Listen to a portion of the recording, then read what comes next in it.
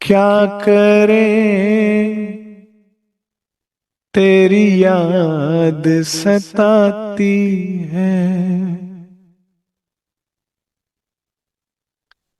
क्या करे प्रीतम के तेरी याद सताती है। शिकायत नहीं कर रही क्योंकि ये बहुत अच्छी बात है। क्योंकि तेरी याद फिर तुझे लेके आती है।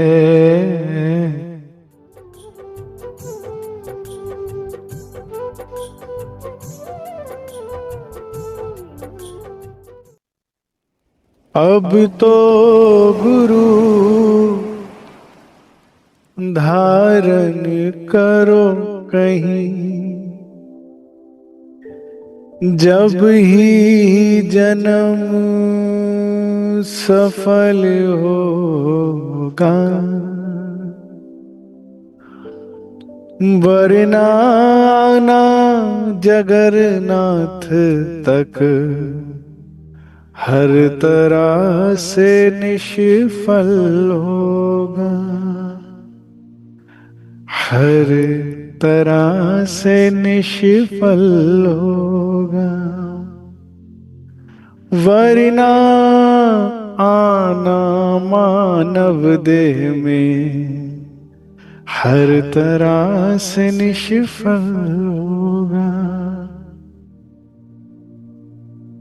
परमहंस रामरतन महाराज जी अपनी बीतक में कहते हैं, अब तो गुरु धारण करो कहीं, जब ही जन्म सफल होगा, वरना आना जगन्नाथ तक हर तरह से निष्फल होगा। घुटने क्यों तुड़वाए बेमतलब, इन धामों के चक्कर में महापुरुष कोई मिल जावे, रामेश्वर का लक्ष्य किया। प्रणधार सुंदर साथ जी महाराज जी कहते हैं, भाई क्यों घुटने तुड़वाए इन धामों के चक्कर में। इसका अर्थ ये नहीं है कि महाराज जी निरादर कर रहे हैं जगन्नाथपुरी धाम का या किसी भी धाम का खंडन हो रहा है, बल्कि एक बहुत महत्वपूर्ण बात पे हमारा ध्यान केंद्रित कर रहे हैं कि जो भी धाम है, जो भी तीर्थ स्थान होते हैं, चाहे पूरी भरत खंड पे कहीं पे भी कोई धाम हो, वहां पर क्या होता है, परमात्मा की कभी लीला हुई थी, वहां की वाइब्रेशन ऐसी होती है, वहां पे वो जो लीला हुई है वो हमें प्रेरणा देती है। दूसरा, वहां पे महापुरुषों का सानिध्य मिलता है जिससे हमें कुछ और प्रेरणा मिलती है। लेकिन महाराज जी से चूक हुई एक, उनसे चूक क्या हुई, उनके मन में ने ये समझी कि जैसे ही मैं किसी पुरी में प्रवेश करूंगा, जैसे जगन्नाथपुरी में मैं जाऊंगा और परमात्मा का साक्षात्कार हो जाएगा और मेरा कल्याण हो जाएगा। ऐसा किसी भी स्थान पर जाने से नहीं होता सुंदर साथ जी। संसार में ऐसा कोई स्थान ही नहीं बना जहां आप गए और आपकी सारी निज गठरी जो है ना, काम क्रोध मोह लोभ अहंकार ईर्ष्या द्वेष की तृष्णाओं की, उस जल के भस्म हो गई। ऐसा कोई भी स्थान नहीं है जहां पर पांव धरते ही आपको भगवत प्राप्ति हो जाए। महाराज जी इस बात अपनी ही चूक को समझा रहे हैं। वे किसी स्थान पर जाकर मोक्ष प्राप्त नहीं होता। किसी भी मंदिर, किसी भी आश्रम, किसी भी स्थान पे जाने से आप तो वही के वही रहते हैं या बदल जाते हैं। ठीक है, हाँ, उस स्थान की पवित्रता, तेज, उससे कुछ बदलाव तो आता है, लेकिन क्या पूरा काम हो जाए? इतना सहज होता जो धनी को पाना, तो कोई भी पापात्मा, कोई भी दुराचारी, कोई भी दुष्ट, कोई भी अधर्म आचरण करने वाला व्यक्ति आता और राज्य के साक्षात कर लेता, धनी को प्राप्त कर लेता। इतना सरल हो जाता तो बात ही क्या थी। लेकिन इतिहास में कभी ऐसा नहीं हुआ। धर्म में अतिशोक्ति गलत है। और जो महाराज जी ने सोचा था कि यहाँ आते ही भगवत प्राप्ति हो जाएगी, उसी को वे समझा रहे हैं बिना किसी स्थान का निरादर करते हुए कि नहीं भाई, गति तो कब होगी जब गुरु कोई महापुरुष मिलेगा, जब सतगुरु मिलेंगे जो सुंदर साथ वाकई इच्छा रखते हैं धनी को पाने की इसी जन्म में। तो वो तो सुंदर साथ नोट कर लें पॉइंट्स को। प्राणाधार सुंदर साथी जिसे मुक्ति कहते हैं, मोक्ष कहते हैं, वो 3 स्टेजेस से होकर गुजरने पर ही प्राप्त होता है। पहला क्या है? धारणा, फिर क्या है? ध्यान, और फिर क्या है? समाधि। समाधि जो टूटती नहीं है। हम ब्रह्मात्माओं की कौन सी लगती है? प्रेम समाधि। जिसके बाद हम हक में हक, हम में, और हक बिना सब ख्वाब। लेकिन स्टेप क्या है? पहला धारणा, बिलीफ। सदगुरु स्वयं श्री राजी महाराज ही बनकर आते हैं, श्यामा जी अवतार कहलाते हैं, और युगल स्वरूप मिलकर जो है पहले हमारी धारणा, बिलीफ को बदलते हैं। उनका जो स्वरूप होता है, उनका जो व्यक्तित्व होता है, उनकी जो आवाज होती है, अब जिन जिन महापुरुषों ने सानिध्य किया होगा देवचंद्र जी और उनके समय की चर्चा का, तो क्या आनंद होता होगा, क्या जोश होता होगा उनकी आवाज में। उस चर्चा का अगर आप थोड़ा सा लाभ लेना चाहते हैं तो देवचंद्र जी की पाती नामक पुस्तक है, उसमें आप पढ़िए, जिसमें देवचंद्र जी ने खुद श्री महाराज को पत्र लिखा था और कुछ बातें बताई थी महाप्रलय तक की, ब्रिज से लेके अपने प्रारंभिक संघर्ष से लेके राज्य को पाने से लेके महाप्रलय तक की।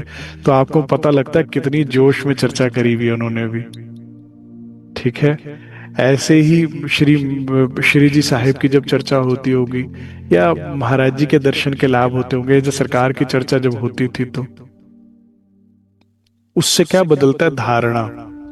अब 99% सुंदर साथ जो है यहीं तक अटक कर रह जाता है। सतगुरु मिलने के बाद भी हमारी धारणा नहीं बदलती।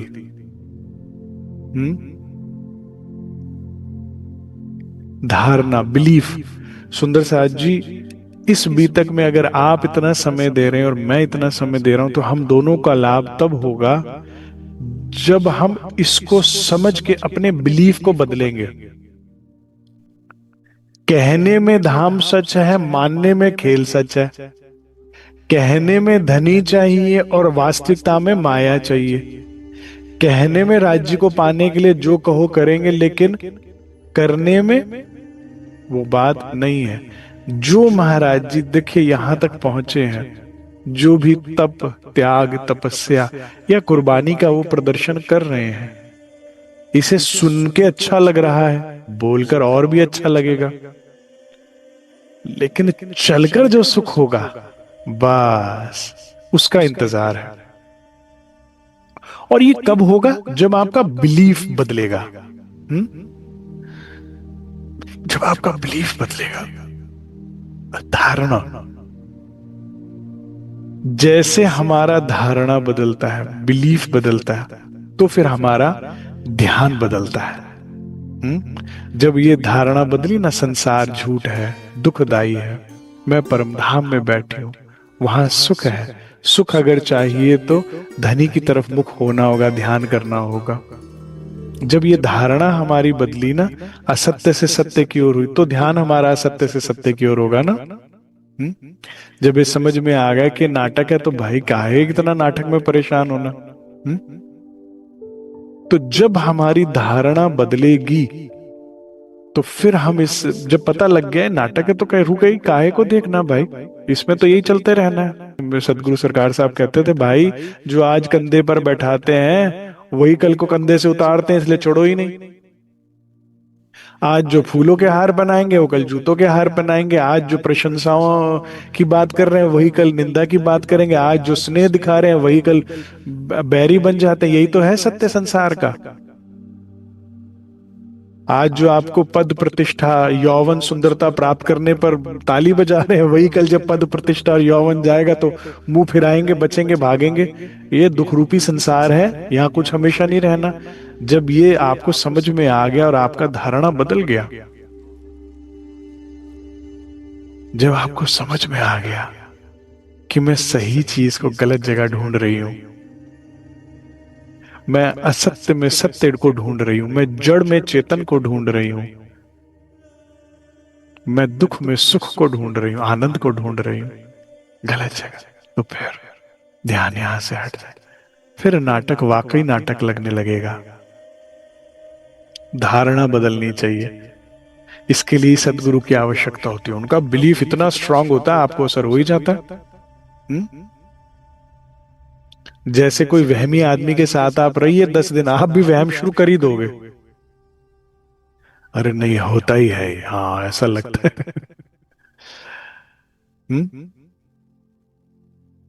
सानिध्य, जब सतगुरु का सानिध्य मिलता है। कई अभी पीछे क्या हुआ, काफी सुंदर साथ के प्रश्न आए कि भाई महाराज जी जैसे परमहंस तो अब नहीं रहे, अब सदगुरु कहाँ से मिले, कैसे ढूंढे, कैसे पता लगे हमारे ही गुरु सदगुरु हैं। मैंने कहा इतना मुश्किल क्वेश्चन। मुझे विवादों में घेरोगे और पिटवाओगे। किसके को कह दूं सच्चा और किसको बोल दूं नहीं है। मैंने कहा देखो भाई, मुझे क्षमा करो, खुद देखो, खुद परखो। सतगुरु कौन? जो सदैव, जिसके अंदर सत्य विराजमान हो, जो सदैव आपके अंदर के सत्य को उजागर करे, जो सदैव सत्य की ओर आप भटकना भी चाहो तो ना भटकने दे। 24 घंटे आपके हृदय पर चढ़कर बैठ जाए। जैसे हम जब पन्ना जी जाते हैं ना, तो उसे क्या बोलते हैं? धाम चबूतरा। क्योंकि जब श्री जी साहेब बंगला दरबार में विराजमान थे और गुम्मट जी में ध्यान करते थे, तो पूरा सुंदर साथ जो गृहस्थी वाला था, जैसा भी आसपास सारे बसे हुए थे, तो घर में दुख सुख नाराजगी कुछ ना कुछ चलता ही था। लेकिन जैसे ही सीढ़ियां चढ़ी और चबूतरे पर आए, तो केवल धाम की बात सुनने को मिलती थी श्री जी द्वारा। केवल सुंदर साथ ध्यान साधना करते हुए मिलते थे कि तो श्री जी मुख से सुंदर साथ, तो ऐसा लगता था आ ही गए धाम में। सीढ़ियों से नीचे रह गया खेल संसार। तो आप परखो, सदगुरु वे जिनके मुख से सदैव सत्य सुनो, जो तुम्हें जाने ही ना दे खेल में, जो सन्मुख है या ना है। आप अंतर्मुख से भी अगर उनसे बात करोगे, कहां ध्यान दे रहा है, चल वहां, चल चल चल।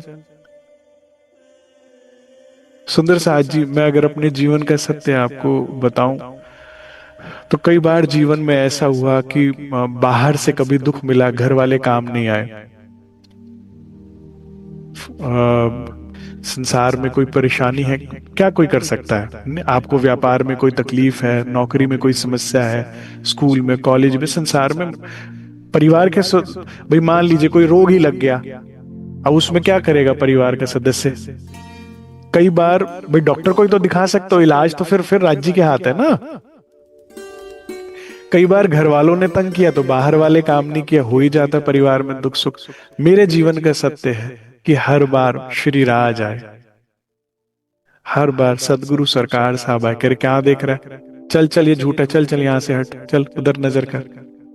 हर बार यहां से नजर वहां मोड़ी और आराम। तो जीवन कैसे बीता सदगुरु सरकार साहब के मिलने के बाद? आराम में। वे हैं सदगुरु। अब अपने अपने परखे। जैसे परमहंस राम रतन महाराज जी हैं, इतनी मेहनत करके जो धन पाया है उन्होंने। आज ही मैं सतगुरु सरकार साहब का महाराज जी से मिलन का की चर्चा है वो सुन रहा था सुबह, इतना आनंद बना। सरकार कहते मैं तो महाराज जी के पास जाते ही दुख भूल गया किसे कहते हैं। कहते महाराज जी बता रहे थे, जैसे हम जो पढ़ भी रहे हैं ना, सरकार भी बता रहे, कह रहे मैंने 4 धामों की यात्रा नंगे पांव 4 बार करी है पूरी धनी की खोज में, तब जाके मिले मुझे ये। कितने कितने दिन सरकार कह रहे थे, कह रहे 6-6 महीने तन पर वस्त्र भी नहीं है, तो इसलिए जंगल ही जंगल रहा करते थे, चलते रहते थे। अब ऐसे तपस्वी, ऐसे वैरागी, ऐसे उनके, और उसके बाद जो उन्होंने निध पाई, जब वो बात होती थी ना, तो सरकार कहते दुख कहां गया, छू मंतर पता ही नहीं लगा। और फिर सदैव परमहंस राम रतन महाराज जी कहा जैसे सरकार साहब कहते हैं, जब मैं महाराज जी के पास एक दिन भंडारे के बाद गया, कहते हैं महाराज जी आप कहते थे जब 12,000 एकत्रित हो जाएंगे तो हम परम धाम चलेंगे। कहते आज मैंने 16,000 सुंदर साथ को अपने हाथों से पत्तल बांटा है, तो अब बुलाओ सुखपाल वगैरह जो व्यवस्था करनी है, अब चलो हो गए। मैं कहते महाराज जी हंसने लगे, कह रहे तुझे लग रहा है ब्रह्म सृष्टि है? कह रहे 80% जीव सृष्टि है, 18% ईश्वरीय सृष्टि, केवल 2% है ब्रह्म सृष्टि। बाकी सब कपड़ा फाड़ू, कपड़े फाड़ते हैं संसार के लिए हमारे।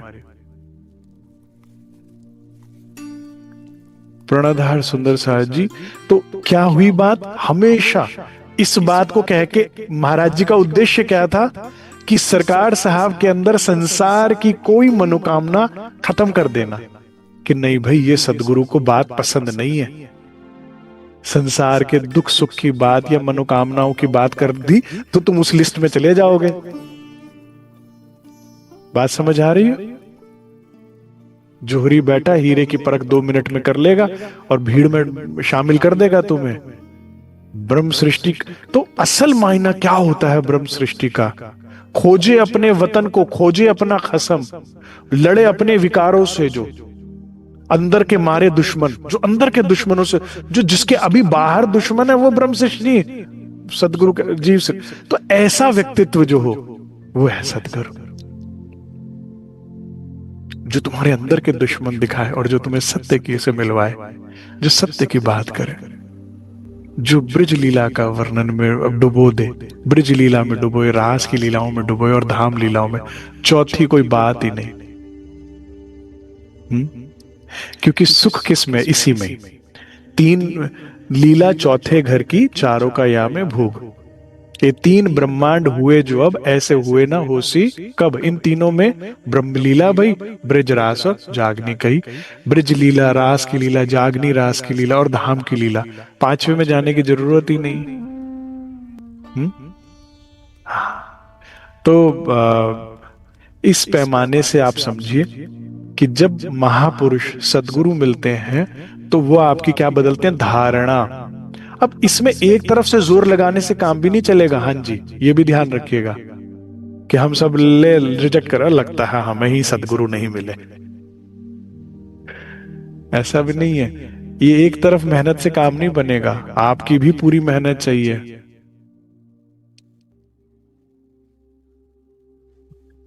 क्योंकि हर जन्म में हमें सदगुरु मिले, हर जन्म में हमने अपॉर्चुनिटी गंवाई।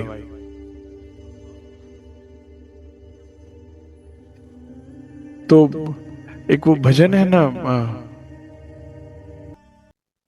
जागनी के वचन सतगुरु ने कहे, जागनी के वचन सतगुरु ने कहे, हमसे लिए न जाए तो मैं क्या करूं।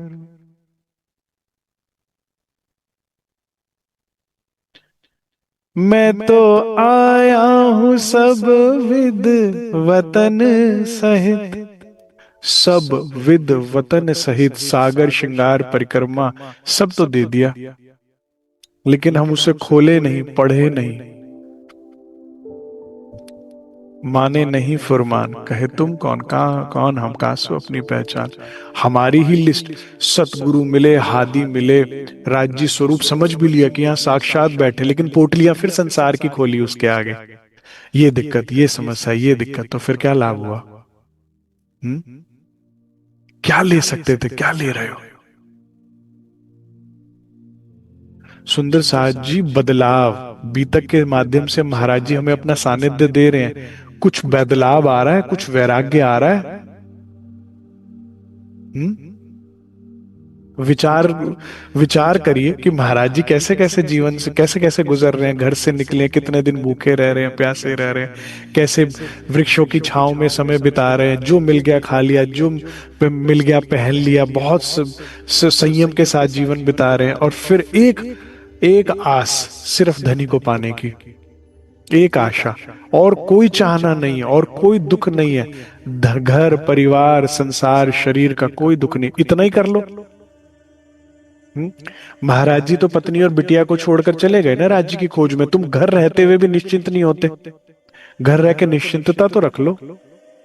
इतना ही भाव समझ लो कि भाई बाकी सब ठीक है, लेकिन सबसे पहले और सबसे जरूरी मेरे को अपनी आत्म जागृति है। घर में अब महाराज जी तो छोड़ के चले गए, तब उन्हें तो पता ही नहीं ना पीछे क्या समस्या। तुम जल में नहाइए कोरे रहिए, इतना तो हो सकता है कि घर में कोई समस्या है, परिवार में कोई बात है, हाय हाय ना करके चलो कोई नहीं, झूठ है झूठ है, हुक्म से हो रहा है। दो बातें मैंने आपको दे रखा है बड़े से बड़े दुखों को पार करने के लिए राज्य की कृपा से। मेरी तो क्या औकात है। एक, जीवन में जब भी कुछ ऐसी घटना हो तो क्या कहिए, ये तो सब झूठ है, मैं तो मूल मिला में बैठी हूँ, ये तो सब स्वप्न है, झूठ है, नाटक है, मैं तो मूल मिला में बैठी हूँ, सुरक्षित तो कुछ कुछ नहीं। और मान लो अगर इतनी उच्च स्थिति को आप नहीं पकड़ पा रहे, उतना ऊंचा आपका भी एंटीना स्ट्रांग नहीं हुआ कि फ्रीक्वेंसी कैच कर पाए, तो इससे थोड़ी सी नीचे की बात ले लो कि हुआ है सब हुक्म है, होता है हुक्म। आशिक मेरा नाम रूअल्लाह, आशिक मेरा नाम, वो जो जिस होगा सब हुक्म से, और वो मेरा आशिक है। गलत करेगा? आशिक कभी गलत कर सकता है? वो रास्ते में से कांटे चुनता जाएगा, और अब उसमें जो बनाने के लिए जो भी जरूरी है वो करेगा, और करना पड़ेगा उसको। उसको वहां फ्री हैंड छोड़िए।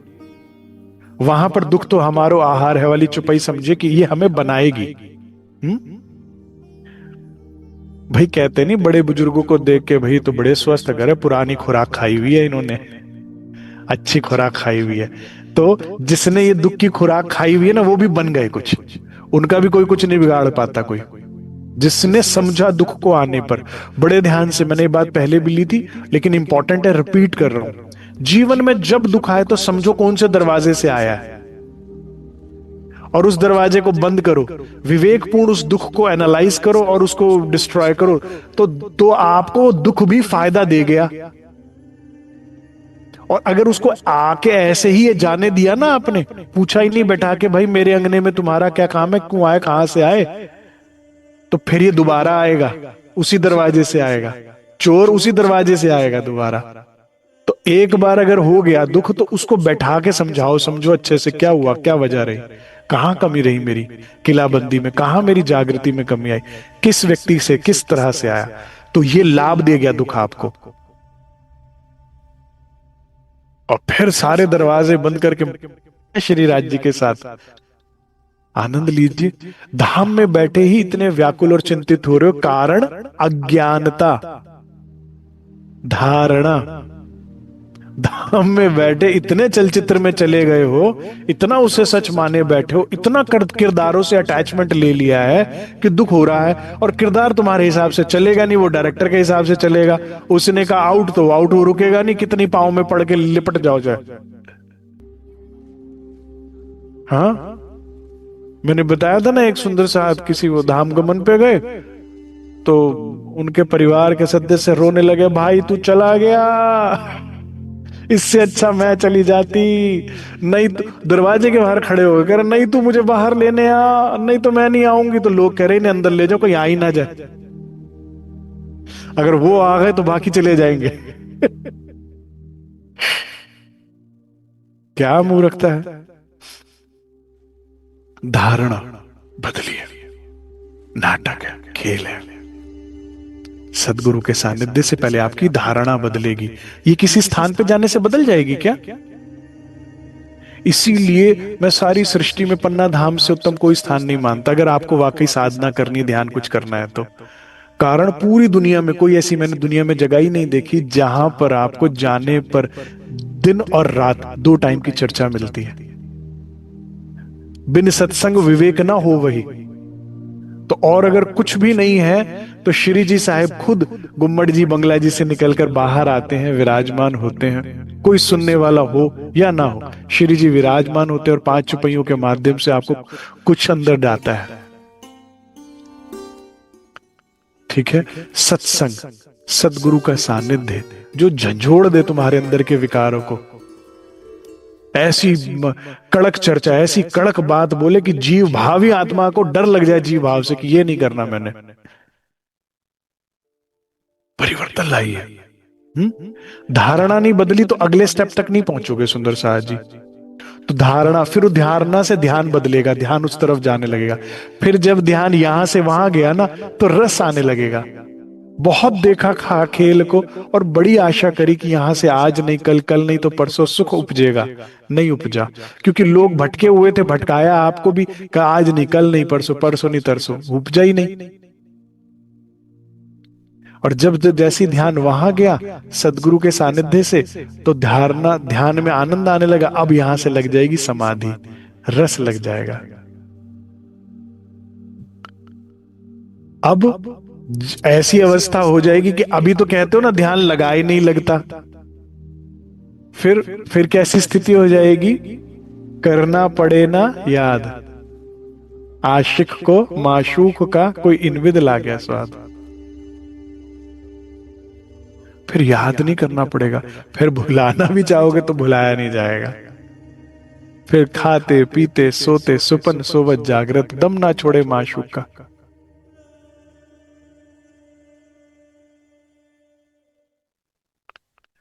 क्या करें तेरी याद सताती है,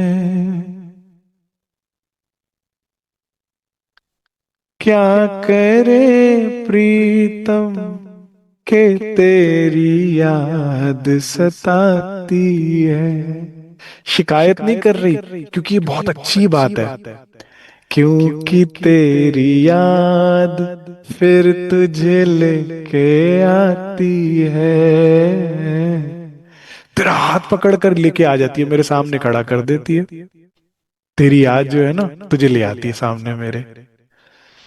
हर एक आंसू के बदले सौ सौ लाड दिलाती है। फिर याद कहते देखो इसने इतने आंसू बहाए हैं आपके लिए, चलो इसको प्यार दो। फिर तू प्यार देने में बाध्य हो जाता है। क्या करे तेरी याद सताती है, तुझे मेरे पास बुलाती है, तेरा मुझे लाड दिलाती है पिया। फिर उसको बस उसी में, फिर अब ध्यान हटा के दिखाओ। लेकिन पहले मेहनत लगेगी, क्योंकि जो सतगुरु या वाणी तुम्हारी धारणा बनाएंगे, चारों तरफ से माया की शक्ति आपको उसको बिगाड़ने की कोशिश करेगी, उससे हटाने की कोशिश करेगी। अरे तू कैसे नहीं मानेगा, तेरे अच्छे भी मानेंगे, खेल सच है। पागल हो गए हो सारे के सारे, अभी तुम्हें होश दिलाते, अभी तुम्हें बताते। खूब डंडे लगाएगी माया, खूब। तीन ही हथियार है उसके बाद, पहले रोके दिखाएगी, पहले प्रेम दिखाएगी, प्रेम से मान जा, मैं नहीं ना, कहाँ जाएगी, मैं देखना ये है वो है वो है परिवार में, तुम तो इतने वैराग हो गए, अब तुम्हारा सब बर्बाद हो जाए। पहले रोएगी, प्यार, पहले प्यार दिखाएगी, रोएगी ना, बड़ा देख लिया प्यार, अब चाहिए राज्य का प्यार। अच्छा, तो फिर रोके दिखाएगी मुझे छोड़ जाएगी, ये होगा वो होगा। अरे छोड़ के जाएंगे, बैठे ही धाम में, छोड़ना पकड़ना क्या। फिर रोके नहीं मानोगे तो फिर आंख दिखाएगी, अच्छा तू जाएगी। फिर आंख दिखाएगी, धमकाएगी, डराएगी। मोमिनों की जान पर भी बनाई कि नहीं आई बनाई। जब श्री जी के साथ चल रहे हैं तो पकड़ लो वैरागियों को, सिपाहियों को छोड़ा गया कि नहीं छोड़ा गया। बस फिर इसके बाद फिर प्रणाम करके आपकी सेविका बनकर खड़ी हो जाएगी। इतनी है उसके पास।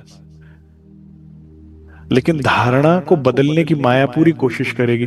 अब कई बार उसमें सुंदर साथ कहते हैं, हमारे तो घर में सब सुंदर साथ है, फिर भी इतना कहते हैं, ऐसा कहते हैं। तो अरे भाई, जिस घर झाड़ू नहीं लगेगी वहां गड़बड़ हो सकती है। जहां जिस घर में झाड़ू नहीं है वहां बीमारी गंदगी रहेगी ना। तो जिस दिल में रोज वाणी की झाड़ू ना लगती हो वहां माया बैठ सकती है, उसको अधिकार है। जहां रोज झाड़ू निकाल दी, गंदगी बाहर, गंदगी बाहर तो बीमारी बाहर। तो अंदर विकार जिसने वाणी से, ध्यान से, सत्संग से नहीं निकाले, वहां बैठ सकती है, अधिकारी है माया। मैंने बहुत देखा अपने जीवन में, 10 साल 20 साल 50 साल 70 साल हो गए जी राज्य के रास्ते पे चलते हुए, और फिर भी ऐसी माया संसार की बात करेगा वो व्यक्ति, क्योंकि झाड़ू नहीं लगाता वो रोज। वाणी मंथन नहीं करता, ध्यान नहीं करता, सत्संग में नहीं है, तो कोई दिक्कत नहीं। ठीक है सुंदर साहब जी, सारी दुनिया एक तरफ और आप अकेले एक तरफ, और पकड़ के रखना है धारणा को मजबूती के साथ कि नहीं, परम धाम सच है, राजी सच है। आपके एक्शन में ये बात आनी चाहिए। सुख की कामना केवल श्री राज्य से होनी चाहिए, ये समझ के कि इस झूठ में सुख नहीं है, तो आपका चलना फिर महाराज जी की अभी तक सुनना आपका सफल हो गया। घर में रहते हुए भी थोड़ी दृढ़ता लाइए, ठीक है। फिर धारणा से क्या बदलेगा? ध्यान, फिर ध्यान से लगेगी समाधि। और ये सब कैसे संभव हो पाएगा? जब कोई महापुरुष मिलेगा। तो महाराज जी कहते हैं महापुरुष कोई मिल जावे, इस लक्ष्य से अब आगे बढ़े, उन्हीं से कुछ हाथ लगेगा। हमने उठ प्रस्थान किया, उसी से हाथ लगेगा। स्थान से काम नहीं बनेगा, क्योंकि स्थान नहीं बदलता, सानिध्य आपको बदलता है, संगत। ठीक है। अगर अभी मैं आपसे पूछूं कि आत्म जागृति में सबसे बड़ी बाधा क्या है? सबसे बड़ी बाधा आत्म जागृति में, जिसकी वजह से आप कभी नहीं जागृत हो पाओगे, तो वो है संगत, कुसंगत। जैसी संगत होगी वैसी रंगत हो जाएगी, बदल ही जाएगा आपका। तो सबसे पहले अच्छा सानिध्य ढूंढिए और बुरा सानिध्य छोड़ दीजिए। अब मन में इष्ट हो कि नहीं, केवल सदगुरु की चाह। ठीक है। गुरु गोविंद दोनों खड़े काके लागू पा, बलिहारी गुरु आप पे जो गोविंद वही मिलवाएंगे। खोज बड़ी संसार रे तुम खोजो रे साजो, खोदत खोदत सदगुरु पाइए। सदगुरु के पीछे ही है करतार, पीछे ही है। कितने सुंदर साथ ऐसे हैं जो, एक नहीं मैंने असंख्य सुंदर साथ की बात सुनी है कि महाराज जी को देखते देखते कहते श्री राज जी के दर्शन हो गए, पात्रता बनाने के बाद, उससे पहले नहीं। बनारसू माता जी का मैं आपको प्रसंग सुनाता हूँ। मुझे उन पता लगा कि उनको महाराज जी ने परमधाम दिखाया।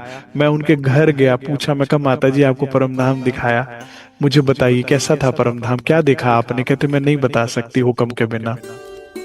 मैं चाहती हूं तुझे बताना, ऐसा नहीं, लेकिन हुक्म के बिना नहीं बता सकती। मुझे वो भी बात बहुत समय बाद जाके समझ में आई कि अच्छा, सुनने के लिए भी पात्रता चाहिए, देखने के लिए तो छोड़ो। फिर मैंने कहा अच्छा चलो ये तो बता दो आप मुझे कि आपने ऐसा क्या किया जिसलिए वजह से महाराज जी ने आपको परमधाम दिखाया। वो भी मैं भी वो करना चाहता हूँ कि राज जी मुझे परमधाम दिखाएं। तो कहती है मैंने तो कुछ भी नहीं किया था, वही कृपालु थे। एक बार मेरे घर आए थे तो मैंने कहा महाराज जी आपको पिक्चर दिखाने ले चलूं कल? तो कहते बड़े उनका सहज स्वभाव था, आप जो कह दो हाँ कह देते थे, जो लाड को जैसा कह दो कहते हाँ हाँ ले जाना हमें। कह रहे अगले दिन मैंने भी गाड़ी वाड़ी बुक कर ली, टैक्सी बुक करी, महाराज जी आए, उन्हें बैठा के सिनेमा घर ले गई। कहते आधे पिक्चर में ही सर पकड़ के बाहर आ गए। लेकिन कहते तब मुझे आशीर्वाद दे दिया कि तूने हमें झूठ की पिक्चर दिखाई, हम तुझे सच की दिखाएंगे, दे दिया आशीर्वाद। तो मैंने कहा फिर अगले दिन हो गए दर्शन। करीब सालों पीछे पड़ी रही मैं उनके, इतनी पड़ी रही कि मैं खुद कहते कहते खुद भूल गई कि उन्होंने मुझे आशीर्वाद भी दिया था। लेकिन वे नहीं भूले और पात्रता बनाते गए। और जिस दिन धारणा बदल गई, सत्संग प्रवेश कर गया, तो उस दिन चर्चा में बैठी हुई थी शेरपुर में महाराज जी के सामने मंदिर में, और मेरा ध्यान खींच लिया। तो मुझे देख लिया महाराज जी ने कि अब राज जी की कृपा हो रही है। तो कहते हे बनारसो क्या कर रही है? सभा में नींद आ रही है तुझे, शर्म नहीं आती? चल चाहे सोना है तो जाके तारतम भवन में सो जा। समझ गए थे कि ये बिल्कुल स्थिर होने वाली है कई देर के लिए, तो तमाशा बन जाएगा। और सुंदर सा आदमी भी पीछे पड़ेंगे महाराज जी के कि दावे भी दिखाओ या जो भी हुआ ये। वहां भेज दिया बहाने से। कहते मैं वहां गई, आचेत हो गई और परमधाम 25 पक्षों के दर्शन कराए उन्होंने। पात्रता, सदगुरु भी चमत्कार नहीं करेंगे। हाँ, आज की बात थी जो मुझे देनी थी आपको बैठक में, जो धनी के कृपा से मुझे मिली थी। किसी ने कहा भाई महाराज जी चमत्कार करते थे, हमारे पे भी कर दे, इतनी होते। महाराज जी चमत्कार करते थे, लेकिन उससे ज्यादा चमत्कारिक थे उनके शब्द। वास्तविक चमत्कार जो होता था वो उनके शब्दों से होता था। चमत्कारिक थी उनका व्यक्तित्व, जिस तरह का उनका व्यक्तित्व था उनके लिए गर्मी सर्दी एक बराबर, उनके लिए धूप छांव एक बराबर, उनके लिए नरम बिस्तर और फर्श पत्थर एक बराबर, कहीं भी लेट सकते थे। उनके लिए भोजन और भूख सूख रूखी रोटी और पूरी एक बराबर। तो आप उनके साथ रह के, उनके चमत्कारिक व्यक्तित्व के साथ आप भी चमत्कारिक हो। जीवन में चमत्कार ऐसे घटता था। खुद देखते थे सारे, जब सो गए, पहले नाटक करते थे लेट गया मैं सो गया, तो सब सो जाते थे और फिर उठ के ध्यान में बैठ जाते थे पूरी पूरी रात। चलसीने का राजा इस बात से ही प्रभावित होकर नतमस्तक हुआ महाराज जी के, कि जब पहली बार उनके क्षेत्र में महाराज जी गए, अभी कोई बातचीत नहीं, कोई मुलाकात नहीं हुई है उनसे, लेकिन महाराज जी ध्यान में बैठे हुए हैं उनके क्षेत्र में, सिपाही बैठा दिए कि देखो कि संत कितने सच्चे हैं, कितने। कई दिनों के बाद कह रहे महाराज वो तो उठते ही नहीं ध्यान से। तब जाकर पूरी पालकी वगैरह लेकर आया और नतमस्तक होकर दंडवत हुआ कि कोई सच्चे संत है। तो उनका व्यक्तित्व चमत्कारी था, उससे चमत्कार घटता था। क्या चमत्कार घटता था? ये जो टीवी में आंखें हम खराब कर रहे हैं ना, घंटों घंटों और सालों से देखते देखते मोबाइलों में खराब कर रहे हैं, या दुनिया में घूम फिर के धक्के खा रहे हैं, जी यहाँ जाके मजा आ गया, वहां जाके जाने की इच्छा है, वो ये सारे धक्के खत्म हो जाते। उनको देख के समझ में आता, अच्छा इस परम आनंद के लिए कहीं जाना नहीं, बस आंखें बंद करके चौकड़ी मारनी थी। जिस आनंद की खोज में मन ने कितना भटकाया, ये चमत्कार होता था महापुरुषों के साथ का। तो कहते अब मन में इष्टों की नहीं केवल सदगुरु की चाह, उठे सिंधु ढाग से भर कर लंबी आह भरी। बड़े निराश हो गए थे परमात्मा की प्राप्ति ना होने पर जगन्नाथपुरी में। फिर से मन में आपस में उन्होंने विचार विमर्श किया, मन ही मन में बात हुई। तो अब समझ में आया कि अच्छा 2 बार दिव्य पुरुष आके एक यही बात कह रहा था, सदगुरु की खोज करो। ठीक है, तो सदगुरु से काम बनेगा। ये जो हमारा जगन्नाथपुरी है ना, इसके पास में ही सिंध पड़ता है, जो बे ऑफ बंगाल साइड में जो समंदर का किनारा पड़ता है। तो यहां से फिर उठकर चल दिए, खोज खोजते चल दिए उसकी जिसका नाम निशान नहीं। कितनी मार्मिक शब्द है सुंदर साथ जी। ये 4 चौपाइयां जो है, 4 चरण, जो बड़े ध्यान से सुनिए, कितनी बड़ी बात है। कितना मतलब असंभव कार्य करने के लिए महाराज जी निकले। कहते हैं भाई मैं उसको ढूंढ रहा हूं, खोज खोजते चल दिए उसकी जिसका नाम नहीं पता, निशान नहीं पता। किसी को चिन्ह भी दिखा दे ऐसे, ये कहां मिलेंगे, निशान भी नहीं पता। ना हुलिया ना बोध चित्त को, आंखों को पहचान नहीं, कि देखते ही आंखें पहचान, हरे मिल गए सदगुरु। किस दिशाओं में जाए ये नहीं पता, कौन से गांव में बसते हैं ये नहीं पता, कोई गूगल मैप नहीं है कि जा दबाया और पहुंच जाओ चलते चलते कैसे भी। जगन्नाथ जी का तो फिर एड्रेस था ना, पूछते पूछते आ सकते थे। बताइए कितना असंभव कार्य था। लेकिन असंभव नहीं होता सुंदर साथ जी, असंभव नहीं होता। अगर आपको सदगुरु चाहा है, हाँ एक और बात, तुम सदगुरु को ढूंढ रहे हो, लेकिन किस लिए ढूंढ रहे हो? वही वाली बात कि संसारिक इच्छा चाहिए कपड़े फाड़ू वो, तो वो भी बेकार हो जाएगा, ढूंढना और मिलना भी। सदगुरु की चाह मिलने का तब दर्शन लाभदायक है अगर आपके अंदर महाराज जी की तरह आप खाली हो और एक इच्छा है, भगवत प्राप्ति। बड़ा दुख लगता है जब सत्संग के बाद भी सुंदर साथ संसारिक दुख की बात करता है कि क्या लेने आए हो, क्या समझा आपने, कुछ भी नहीं। अभी समझा ही नहीं कि दुख तो हमारो आहार है, अभी समझा ही नहीं कि दुख से पीयूजी मिलसी। इसका मतलब स्पष्ट है, या तो तुमने सत्संग नहीं सुना या तुम्हें राज्य नहीं चाहिए, क्योंकि कह तो दिया दुख से पीयूजी मिलसी। तब दुख से पीयूजी मिलसी तो इंद्रावती कहती है कि इन दुख ने लेऊ बुलाए, जिन दुख मेरा पियो मिले, उन दिखने लेऊ दुख ने लेऊ अंग लगाए। उसको मैं खुद बुला रही हूं, अंग लगा रही हूं। तो सदगुरु से मिलने की भी चाह तब सार्थक होगी, मिलना सार्थक होगा जब आपके अंदर महाराज जी की तरह धनी से मिलने की चाहत होगी, क्योंकि उसके पास तो यही है, अगर तुम्हें संसारिक उपलब्धि चाहिए तो चिंता ना करो, राज्य के पास सब इंतजाम है। तो तुम्हारे पास ऐसा कोई साधु आ जाएगा जैसे सिद्ध पुरुष महाराज जी के पास आया था। तुम्हारी इच्छा है वो पूरी करता रहेगा, अपनी इच्छा है तुमसे वो पूरी करवाता रहेगा, गुलामी करते जाओ, एक एक का दूसरा गुलाम, दूसरे का पहला गुलाम, बस जीवन ऐसी बर्बाद। क्योंकि राज्य कहते हैं, तेरी कोई इच्छा रह गई तो खेल रह जाएगा, खेल बढ़ता ही जाएगा। तेरी इच्छा पूरी करने के लिए भी सारे इंतजाम है रूहों के पास, चिंता ना करो। जितना इस माया में तुम भटकना चाहते हो, धक्का खाना चाहते हो, खिलवा देंगे, जो चाहिए मिल जाएगा।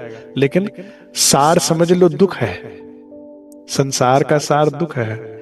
सदगुरु का सानिध्य करके जब समझ आ गया कि सच्चा सुख कहाँ है, फिर वहां बढ़ता है व्यक्ति।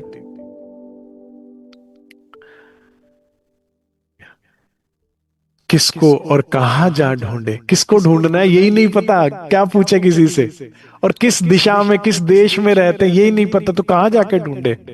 बीड़ा चाबा एक अजीब, सभी, अब महाराज जी कहते लगता है सभी साहू हैं क्या दुनिया में, हम ही हैं क्या एक गरीब। हम्म? अब वो क्या, उनको कौन सी गरीबी सता रही कि मेरे पास सदगुरु ही नहीं है। चलो परमात्मा तो सदगुरु कृपा से मिलेंगे धनी तो, लेकिन सदगुरु तो मिल जाए, बहुत गरीब अपने आप को महसूस करने लगे, ये पीड़ा होने लगी, और ये पीड़ा अच्छी है। अतः सखी गोपाल व ईसा पटकर बीता पटना गए, और हिमाचल पर्वत जाके महादेव मंदिर पहुंच गए। तो यहां से चल के जगन्नाथ जी से जो है अब हिमाचल पहुंच गए हैं, हिमाचल पर्वत में। वहां पे भी कहाँ पहुंच गए, मेरे बड़े प्रिय स्थान पर पहुंच गए हैं, जहां हमें गौमुख धारा पर कुटिया एक नजर आई। जितनी सहजता से महाराज जी बता रहे हैं ना सुंदर साज जी, इतना सरल नहीं है। पहले आता है ऋषिकेश, आधी दुनिया तो हरिद्वार से नहा के, गंगा नहा के तृप्त हो जाती है, कोई कोई ऋषिकेश जाता है, और बड़ा ही वहां पे भी बड़े साधना ध्यान करने वाले लोग मिलते हैं। पर जाकर और आता है गंगोत्री, गंगोत्री फिर कोई और विरला जाता है, लेकिन बस यहीं तक सीमा है सभी की।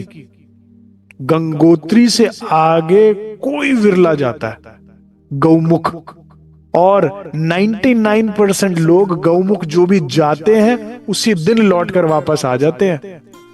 जिसने दर्शन किए होंगे गौमुख के वे जानता होगा, क्योंकि वो सारा ग्लेशियर है, वहां पर बर्फ ही बर्फ है, और उसमें एक गुफा का मुख बना हुआ है, उसको गौमुख कहते हैं, गाय के मुख जैसा दिख रहा होता है, और उसमें से गंगा जी प्रकट हो रही है, पता ही नहीं लगता कहां से आ रही है, इसीलिए उसे कहते हैं गौमुख से गंगा जी प्रकट। लेकिन चारों तरफ बर्फ, अब बर्फ इतनी है कि ना वनस्पति, ना जानवर, ना कुछ, विरली विरली कोई कोई कुटिया, कोई कोई ऐसे महात्मा है आज भी वहां पर जो कुटिया लेकर बैठे हुए हैं। वो कहते हैं वो गंगोत्री नहीं छोड़ते, ध्यान साधना में ही रहते हैं। और कोई इससे भी दुर्लभ महात्मा है जो और जाकर इसके ऊपर तपोवन पड़ता है, जहां आज भी ऋषि मुनि बैठे ध्यान तपस्या कर रहे हैं, आज भी महाराज जी के समय में नहीं, आज भी बैठे हुए हैं ऐसे महात्मा।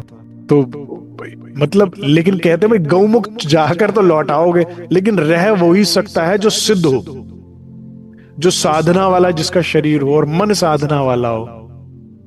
नहीं तो वो लौटना ही पड़ेगा, ना खाने को, ना कुछ ना रहने की व्यवस्था अच्छे से, कुछ भी नहीं। बड़ी ऑक्सीजन हर तरह से, बहुत ही तपस्वी व्यक्ति ही वहां रह सकता है। और उससे ऊपर और जाके कैलाश पर बैठे हैं भगवान शिव, योगियों के महायोगी, आदि योगी, देवों के देव, महादेव।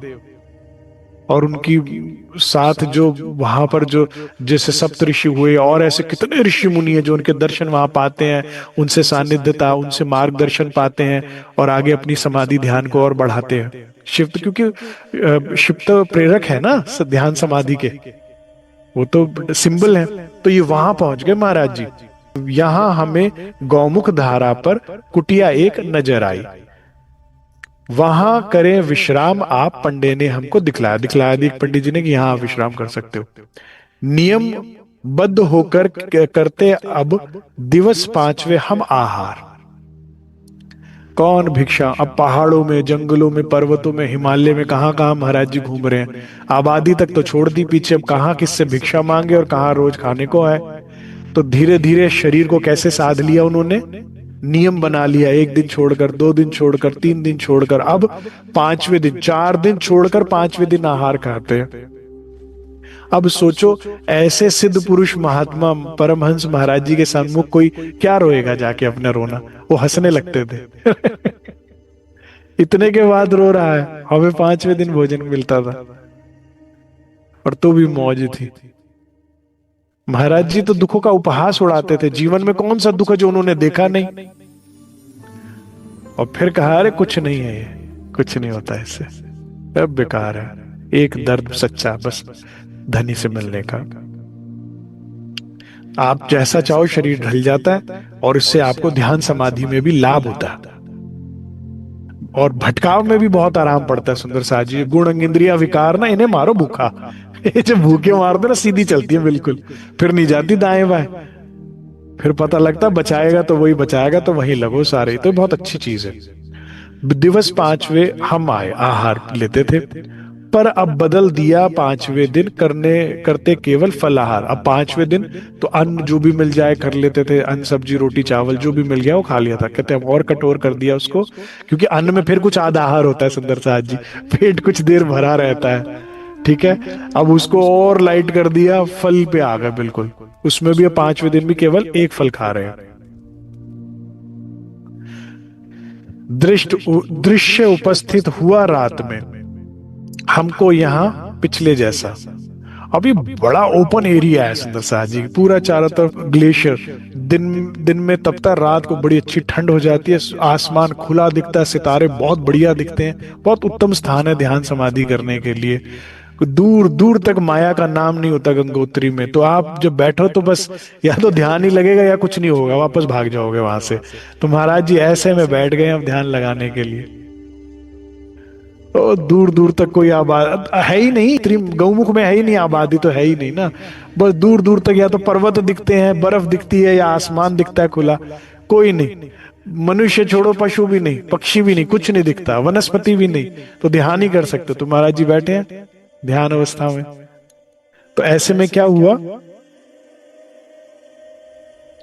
बाहा मरोड़ी जाने किसने आकर अपनी एकदम, ध्यान में बैठे थे, फिर से दिव्य पुरुष आए, पहले की तरह से उनकी बाहा मरोड़ी, उन्हें सावचेत करने के लिए, जैसे एक जोड़ना होता है। प्रॉपर ट्विस्ट किया ऐसा नहीं है सुंदर साथ जी, है हल्का सा एक बाजू हल्का मरोड़ा पिंच किया जिस तरह से, ताकि वो सावचेत हो जाए उनकी। क्योंकि उन्होंने पीछे बताया ना कि हम मूर्ति हो जाते थे बिल्कुल, उसके बाद होश में आने में भी उनको टाइम लगता था। जब हमने आंखें खोली तो पसरा पाया एक प्रकाश। अब ध्यान ज्यादा बढ़ गया महाराज जी का, तो थोड़ी देर लगी आंख खोलने में। इतने में दिव्य पुरुष आ चुके थे और उनका प्रकाश चारों तरफ फैला हुआ था। चारों तरफ चांदनी एकदम, अंधकार का देखो नाश। अब गौमुख है, यहाँ किसने बल्ब जलाया हुआ था, यहाँ किसने स्ट्रीट लाइट लगाई होती है, तो बिल्कुल अंधेरा था ना चारों तरफ, पर्वत सारा अंधेरे से ढपा हुआ था। अब पूरा चमक रहा है, एक एक जर्रा जर्रा बर्फ का दिख रहा है, इतना प्रकाश हो गया यहाँ पर। चारों तरफ चांदनी एकदम, अंधकार का देखो नाश, नाश हो गया। जो प्रकाश हम देख चुके थे, कहते ये हमारे लिए अब नई चीज नहीं थी, देख चुके थे, पहले भी देखा था। यात्रा में पहले 2 बार आ चुके हैं ना अभी तक दिव्य पुरुष। थी विशेषता इस प्रकाश में, देख रहे थे जो इस बार, लेकिन इस बार कुछ विशेषता थी। प्रकट हुए एक दिव्य पुरुष एकदम प्रकाश के अंदर से, फिर से दिव्य पुरुष एक और प्रकट हुए। अभी एक और दिव्य पुरुष कोई। अब क्या है ना, इसमें कोई उन महाराज जी ने बताया नहीं कि कोई कौन देवता है या कौन क्या है ये, लेकिन दिव्यता समझ में आ रही है उनकी, तो इसलिए दिव्य पुरुष से संबोधित किया। ये नहीं बताया वरुण देव थे कि ये कौन से देवता थे, है तो हमें स्पष्ट नहीं है, कोई दिव्य पुरुष है, लेकिन उनकी कांति आभा पूरी दिव्यता में से भरी हुई है। आविर्भाव होते ही उनका इस प्रकार बोले हमसे, जैसे आविर्भाव मतलब प्रकट हुए वो हमारे सन्मुख, तो ऐसा बोले, महादेव जी सहित मंडली। अभी पिछली बार तो केवल महादेव जी आए थे, अब की बार मंडली सहित आए हैं। मैंने बताया ना, सप्त ऋषि जैसे जाने कितने ऋषि मुनि है जो महाराज जी की मंडली के हैं, जो बैठे रहते ओम नमः शिवाय मतलब भगवान शिव को नमन करता हूं मैं उनकी समाधि ध्यान में। तो कहते अपने मंडली के साथ आ रहे हैं, मतलब एक से बढ़कर एक महाज्ञानी, एक से बढ़कर एक महर्षि, एक से बढ़कर एक दिव्य सामने आने वाले हैं महाराज जी के लिए।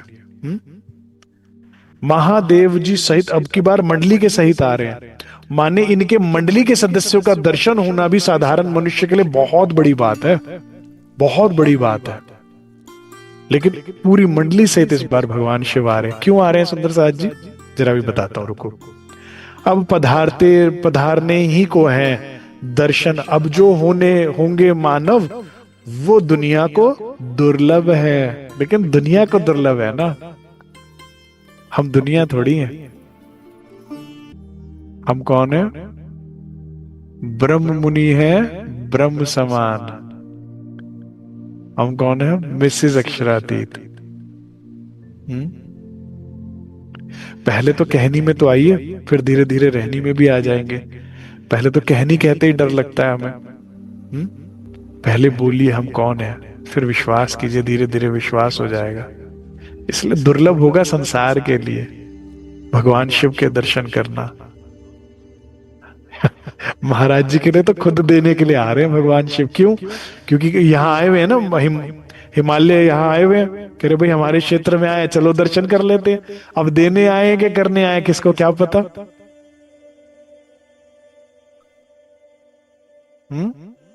भाई प्रधानमंत्री अपनी अर्धांगिनी के साथ जिस स्टेट में जाएगा उसका चीफ मिनिस्टर नहीं आएगा? एमएलए एमपी ये वो सबके साथ आएगा जी, प्रोटोकॉल है जी। लेकिन इस महाराज जी की जो दिव्यता है सुंदर साज जी, उसके बिना भी काम नहीं बनेगा। चरण रज ब्रह्म सृष्टि की खोज तके त्रैगुण, तो ये हमारी आपकी बात नहीं हो रही है, रहनी के बाद की बात हो रही है। जैसे बीतक में एक चुपाई आती है कि रहनी सुन सुन रोवेंगे मुड़ेंगे त्रैगुण, तो रहनी हमारी वाली देख के भावुक होंगे हम, जो माया के भिखारी बने हुए हैं, हम जो अज्ञानतावश संसार के लिए रो पिट रहे हैं। नहीं, हम जिसे पता तो है धनी है पति है, लेकिन त्याग के नाम पर बिल्कुल 0 सन्नाटा, हृदय में कोई त्याग भाव ही नहीं, कोई वैराग्य ही नहीं। जैसी कुर्बानी का नाम सुन उलसत मोमिन, और यहां स्थिति ऐसी कुर्बानी का नाम सुन भाग चले मोमिन दूसरी दिशा। अरे नहीं नहीं नहीं ये नहीं हो सकता, वो अरे नहीं नहीं इतना तो नहीं हो पाएगा। क्या करे, बैलेंस बना के चलना होता है। दोनों हाथ में लड्डू जिन्हें चाहिए उनकी बात नहीं हो रही है। जो ब्रह्मानंद ब्रह्म अनुभव के लिए निकले हैं, ये उनकी बात है, उनको नमन करने के लिए है। तो ये दुर्लभ होगा जिसके लिए होगा, संसार के जीवों के लिए दुर्लभ होगा, ईश्वरी के लिए भी हो सकता है, ब्रह्म आत्मा के लिए नहीं। हम तो आए हैं उनके क्षेत्र में, बहुत बड़ी बात है। कब से देखो भगवान शिव ने खुद उमा जी को कहा था ना कि ठीक है चिंता ना करो, अमर कथा तो तुमने नहीं सुनी, लेकिन चिंता ना करो, 28वें कलयुग में आएंगे तब खुद उनसे ले लेना ब्रह्म ज्ञान कि मैं किनका ध्यान करता हूं। तो सोचिए उमा जी को भी इंतजार है और उमापति को भी इंतजार है। भगवान विष्णु ने भी लक्ष्मी जी को कहा था वे आएंगे तो उनसे जान लेना किनका ध्यान मैं करता हूं। तो लक्ष्मी जी को भी इंतजार है और लक्ष्मीपति भगवान विष्णु को भी इंतजार है। हम वे ब्रह्मात्माएं हैं सुंदर साज जी, अपने आप को पहचानिए। और आप राज्य कहते हैं तुम्हारा विश्वास ही तुम्हें चमत्कार दिखलाएगा। हमने अगर कभी कोई चमत्कार नहीं देखा, कारण विश्वास ही नहीं कभी किया।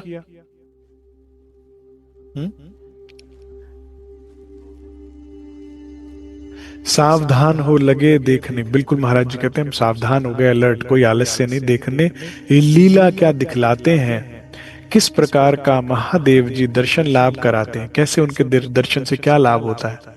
दर्शन तो पहले भी हो चुके हैं लेकिन परिवर्तन नहीं आया ना सुंदर साज जी, लाभ नहीं हुआ। हुआ क्या लाभ? संसारिक प्राणी के लिए तो बहुत बड़ी बात थी, मांग भी सकते थे उनसे कुछ, दर्शन से भी बहुत कुछ मिलता है, लेकिन रूह की प्यास कुछ और है। तुम्हारे सारी सारी सृष्टि का भी स्वामी बना दिया जाएगा तो भी तुम खुश नहीं होगे।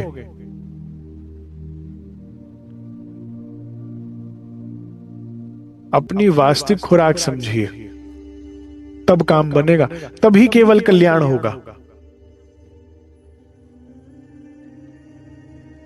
जब तुम अपनी भूख को समझोगे तो ही तो उस तरफ बढ़ोगे कि क्या अच्छा इसको खाना। जैसे कहते हैं ना भाई, प्यास तो पानी से ही बुझती है, अब उसके अलावा कुछ पीते रहो और प्यास बढ़ती जाती है ना। वो वाली बात है कि तुम्हारी प्यास धनी के प्रेम से ही बुझेगी। खाना दीदार, पीना दीदार, वही है तुम्हारा। किस प्रकार का लाभ? जो जो दृष्टि गड़ाई हमने, तेज तेज होता आया। कहते जैसे जैसे देखते जा रहे हैं तेज बढ़ता जा रहा है।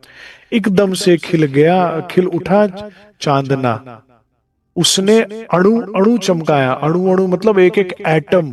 अब इतना प्रकाश हो गया भगवान शिव के आने से पहले ही उनकी दिव्यता से कि एक एक ऐसा लग रहा है जर्रा जर्रा हिमालय का चमक रहा है, रेजा रेज चमक रहा है। अब वैसी बर्फ ढकी हुई है तो और प्रकाश कितना गुना, कई गुना बढ़ गया। एक पुरुष उतरा ऊपर से, ऐसे जैसे कोई दिव्य शक्तियां आती हैं, ऐसे एक आया पुरुष ऊपर से, जिसके आते ही साथ अनायास एक तख्त के ऊपर जाने कैसे बिछ गया आप। अब क्या हुआ, कोई और, अब इनके बारे में भी नहीं बताया कि ये कौन दिव्य पुरुष उतरे हैं, लेकिन उनके उतरते एक तख्त था, आ गया कहीं से, प्रकट हो गया और उसके ऊपर एक आसन अपने आप बिछ गया और उस पे आकर वे पधरा गए। अब ये शिव जी से पहले आए, ये भी शिव जी नहीं है, ये भी कोई महाशक्ति होगी, महान शक्ति होगी। है एक प्रकार का पात्र सामने जिसमें चम्मच जैसा एक, अब उनके सामने एक पात्र प्रकट हुआ और उसके अंदर एक चम्मच जैसी कोई चीज थी, शायद देने के लिए। महाराज जी कहते हैं मुझे इतना दूर से दिख रहा है। पात्र बड़ा चमकदार सा, बर्तन ही में रखा टेक। बर्तन में एक पात्र था, वो कहते बहुत चमक रहा था। महापुरुषों का उनका है कुछ, भगवान शिव का कोई पात्र है।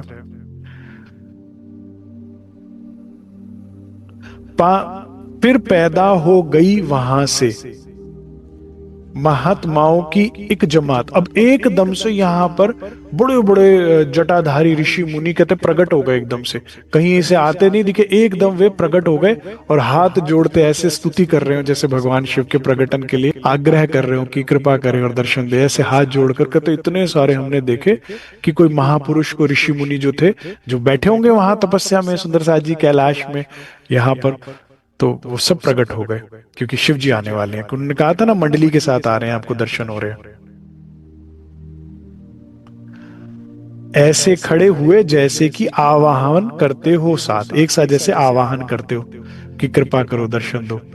लगे देखने वे ऊपर को जैसे कोई आता हो, फिर वो भी ऐसे प्रार्थना करने लगे जैसे कोई आता हो। ऐसा लगने लगा चांदना ज्यादा बढ़ता जाता, और प्रकाश बढ़ रहा है। ठीक है, सब अपनी अपनी कांति आभा लेकर आ रहे हैं, तो भगवान शिव आ रहे तो और प्रकाश बढ़ रहा है। साक्षात श्री महादेव जी आसन पर पधरे पाए। जचा नहीं कब और कहां को होकर आसन पर आए। कहते ना ऊपर से आते दिख रहे ना दाएं बाएं से, एकदम वहीं पर ही प्रकट हुए आसन के ऊपर भगवान शिव। बोलो श्री प्राणनाथ प्यारे की जय, बोलो श्री सदगुरु महाराज की जय। परम हंस जो होते हैं ना सुंदर साथ जी, यही बताते हैं हमें कि हमारा संप्रदाय कितना ऑथेंटिक है। कहने वाला तो कोई भी कुछ भी कहता रहे, तुम्हारा तो ज्ञान काल्पनिक है, तुम्हारा तो परम धाम काल्पनिक है, तुम्हारे तो वो सब काल्पनिक है। लेकिन हमसे पहले जो परमहंस आए हैं, उनकी जैसी दिव्यता, उनकी जैसी लीलाएं अब ये महाराज जी द्वारा बताई गई है। बड़े ध्यान से समझिएगा। कई कितना भी माया आपको घेर ले, कितनी भी संशय आपको घेर ले, कितने ही कोई तर्क वितर्क कुतर्क आपको देके समझा ले, एक बात व्यक्ति सोचता है कि ये बीतक किसके द्वारा दी गई है? महाराज जी द्वारा। और जिन महाराज जी द्वारा इतनी चमत्कारिक लीलाएं होती थी जो कि प्रत्यक्षदर्शियों ने देखकर बताई है, तो वो जरूर कोई दिव्य पुरुष है। वे भी जो दिव्य लीलाएं होती हैं वो दिव्य, वो तो झूठ नहीं बोल सकते ना। और वे बता रहे हैं कि उन्होंने शिव जी के तक दर्शन किए हुए और उसके बाद भी तृप्ति नहीं और फिर राज्य के दर्शन किए हैं, तो इसका मतलब राज्य हैं, परम धाम है। कोई पूछे देखा है तुमने? हमने नहीं देखा, हमारे सदगुरु ने देखा है। रास्ता बताया उन्होंने कि तुम भी देख सकते हो। साक्षात श्री महादेव जी आसन पर पधरे पाए।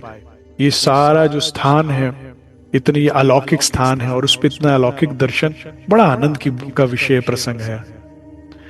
जचा नहीं कब, और हाँ हो गया, किया दंडवत सबने, हमने भी उनको प्रणाम किया। सब पूरे लेट गए और लेट कर ऐसे दंडवत सबने प्रणाम किया, सभी ऋषियों ने। तो हमने भी कहते हैं उनको दंडवत प्रणाम किया लेट कर। बहुत इष्ट हैं उनके, कुल इष्ट हैं पूरे। वो कितनी बड़ी बात है, सोचा भी नहीं होगा महाराज जी ने कभी घर रहते कितनी बड़ी बात हो सकती है, सोचिए आप। लेकिन क्या है ना, राज्य वही तो कहते तुझे अभी तेरी तो परख नहीं है, यही तो देना है। ये सारी लीला किस लिए हो रही है? कि तुम्हें तुम्हारी परख देने के लिए। देवचंद्र जी को ऐसे अपनी परख दी थी क्या? कब दी थी? जब बाल मुकुंद अंतर ध्यान हुए थे तब कहा था ना कि भाई हरिदास तुझे ना पहचान उनकी ना उनके आगे जिनकी, मैं ना सह सकूं एहसान ना सेवा। तब सुंदर भाई ने कहा कुछ तो बात है। और हरिदास जी तो चरणों में ही लेट गए, अगर कुछ नहीं सब कुछ है, तुम्हारे कारण हमें दर्शन हुआ। तो ऐसी राज्य लीलाएं करके आपको आपकी बात बता रहे कि आप कौन है।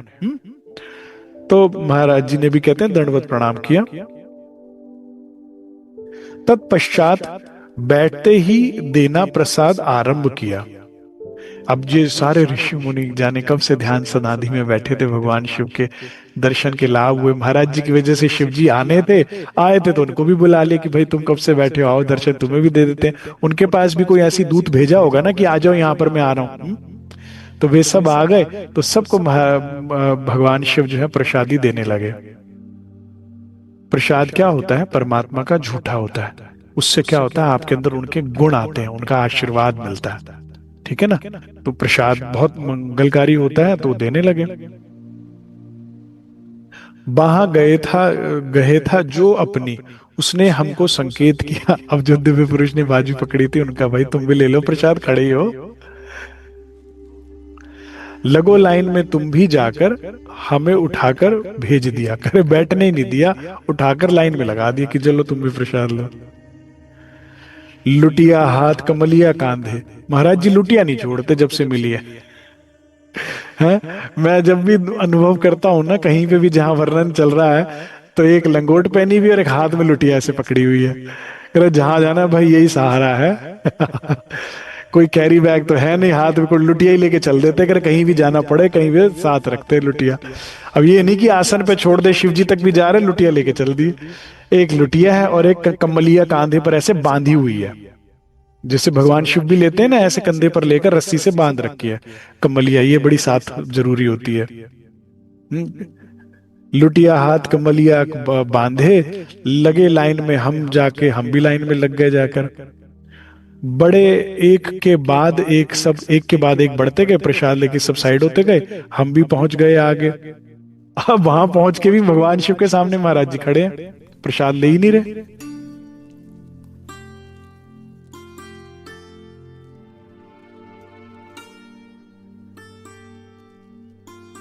दिव्य पुरुष श्री महादेव जी भगवान शिव के बारे में कह रहे हैं, जब आंखें मेरी मिली, जब उनसे मेरी आंखें मिली,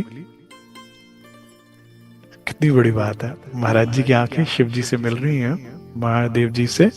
प्रेम बिंदु कुछ निज नैनों से अनायास ही ढलक पड़ी। प्रेम के कारण, आनंद के कारण, स्नेह के कारण आंखों से कहते मेरे आंसू गिर गए।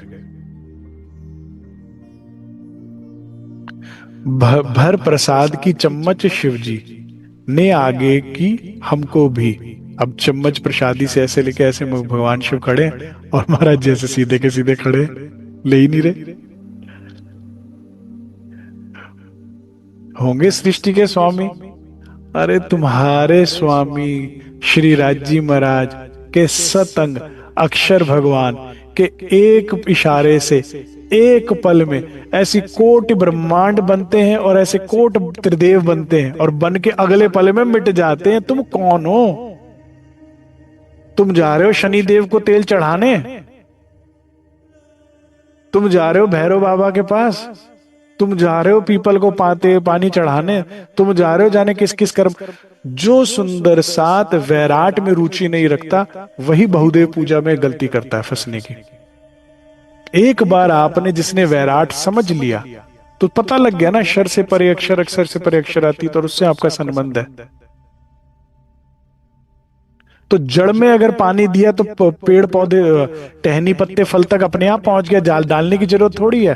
तो जड़ क्या है, इस ब्रह्मांड का मूल तो मूल मिलावा ही है ना। अक्षरातीत में से ही तो अक्षर निकले, उन्हीं के तो सतंग है, और उसी में से तो सारा ये वैराट निकल रहा है, कोटि वैराट निकल रहा है। तुमने उसको दिल में ले लिया, फिर उसके बाद जरूरत क्या है। लेकिन जो वैराट नहीं समझते वो दर दर के भिखारी है, जहां मर्जी ले जाओ उनको। यहां से काम नहीं बना वहां, वहां से काम नहीं बना वहां। लेकिन जैसे कि मैं हर बार बोलता हूं, इस बार भी सुन लीजिए, जो काम राज्य ने मना कर दी, जो सोच लिया कि आपको नहीं देना, चले जाओ किसी भी चौखट पे, ले आओ उनसे बड़ा कोई ढूंढ कर जो तुम्हें फिर वो दे दे। जो राज्य ने ना कह दी, दुनिया में ऐसा कोई बना नहीं जो फिर हाँ कर दे उसको। और जो धनी ने तुम्हें देने की ठान ली, दुनिया में ऐसा कोई नहीं जो रोक ले उसे। तो फिर काहे काहे को धक्के खाते हो यहां वहां। तो जो इतनी बड़ी बात भगवान शिव खुद प्रसाद दे रहे, महाराज जी स्थिर खड़े हैं।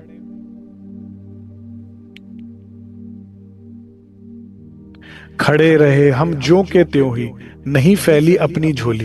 कहते प्रसादी के लिए हमने आगे झोली नहीं फैलाई। दिव्य पुरुष बोला प्रसाद ले लो, देखो शिव देते हैं। जैसे महाराज जी को दिख ही नहीं रहा, लेकिन क्या करे, एक ऑकवर्ड सिचुएशन हो गया। शिव जी भी इतने बड़े दे रहे हैं और महाराज जी भी ब्रह्मात्मा इतनी बड़े वो ले नहीं रहे, तो कह रहे दिव्य पुरुष कह रहा मुझे मीडिएशन करना पड़ेगा। अरे शिव जी दे रहे हैं, लो देखो शिव देते हैं प्रसाद। महाराज जी क्या कहते हैं, 5 रोज के बाद नियम है, फल थोड़े ले लेते हैं। कहते महाराज निरादर नहीं है, बस मेरा नियम है, 5वें दिन मैं फलाहार करता हूं। नियम टूट जाएगा अपना, लिया आज ही है फलाहार। कहते मैं ले ही नहीं सकता, आज सुबह मैं फल ले चुका हूं आज के नियम अनुसार। अब 5वें दिन से पहले मैं अपने मुख में कुछ नहीं डाल सकता। क्यों नहीं डाल सकता सुंदर साहब जी? क्योंकि नियम बनने में बहुत मेहनत लगती है, टूटने में एक पल लगता है, लेकिन टूटने के बाद दोबारा बनाने में बहुत फिर से मेहनत लगती है। इसीलिए मैं बड़ा प्रार्थना करता हूं सुंदर साथ से कि जो तारतम्य धनी ने हमें 4 वचन कहे, इसका नियम हमने एक बार बांध लिया तो उसको मरते मर जाना, कभी तोड़ना नहीं तो सारी जीवन की तपस्या एक तरफ और एक वो गलती, और फिर बस सारा बेकार। कोई नहीं देखेगा कि तुमने 5 साल कितना नियम संयम रखा, वो एक बार की काम आए, बेकार हो जाएगा सारा। जो प्रीतम की प्यारी रहे वो 14 तबक से न्यारी। प्राप्त करना, भगवत प्राप्ति के लिए निकले हो तो नियम तो जरूरी है सुंदर साथ जी, बहुत जरूरी है। कल ही मुझसे एक सुंदर साथ ने पूछा, हमें भी आप कोई नियम बता दीजिए जिससे हमारी आत्मा को लाभ हो। तो सब सुंदर साथ के लिए बड़ा मंगलकारी है, एक नियम तो सब ले सकते हैं सुंदर साथ जी। माया की बात मिनिमम कर दीजिए। आप चाहते हैं आपको भी लाभ हो, कुछ राज्य की प्राप्ति हो, एक नियम बनाइए, मुझे मिनिमम बात करनी है घर परिवार संसार में, जितनी जरूरत हो माया की उतनी बात कीजिए, गॉसिप नहीं। बहुत सुंदर नियम है, एक चुप 100 सुख। जितना हो सके पूरे दिन में मौन रहे, बड़ा सुंदर नियम है। देखिएगा घर में भी सुख शांति आएगी, जीवन में भी सुख शांति आएगी। मिनिमम बात कीजिए, धीरे धीरे करके फिर एक आनंद उपजेगा अंदर से। जब असत्य बोलना छोड़ोगे ना तो आपकी धारणा पकने लगेगी। नहीं तो मानते हो झूठ और करते हो उसी की बात, तुम्हारे मुंह से तुम्हारा कान सबसे नजदीक है, तो दूसरा कोई बाद में सुनता, सबसे पहले तुम ही सुन रहे हो और धारणा बगड़ बढ़ा जाती है। अरे भाई झूठ है कि सच्चा है संसार? तो ये नियम बनाइए, ठीक है। और इसी तरह से फिर हल्का आहार का नियम बनाइए।